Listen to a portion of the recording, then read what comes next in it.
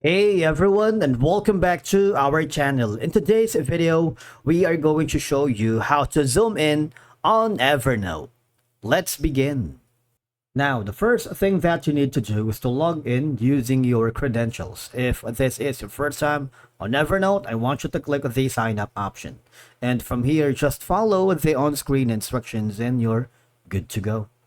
On mobile, if you're using an Android or an iOS, Evernote doesn't have a direct zoom function like on the desktop version and of course your web version. But of course, you can still adjust the size of the text or zoom in on your notes using the following methods.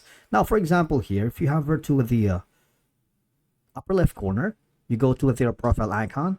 If you go to the settings, matter of fact, there isn't like a zoom option here. All right, customize navigation, that's it. No, it's nothing like you can search for any zoom function here. All right, so now I want you to go to the notebooks that you are using. In my case, this. Now you see here, all you can do is basically go to the text here. You can use a small header or a large header. These are going to be some of your limited choice to kind of like create a zoom in effect. Medium, smaller, of course you wanted to create the large header. Now another option that you can do is use your mobile's dashboard interface. I want you to use your fingers by zooming in right here.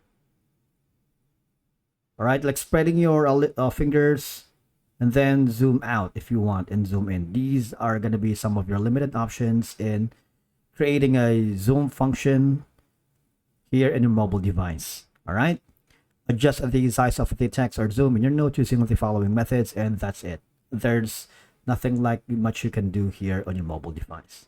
All right, and that's it for today's video. Thank you so much for watching. We will see you again in the next video.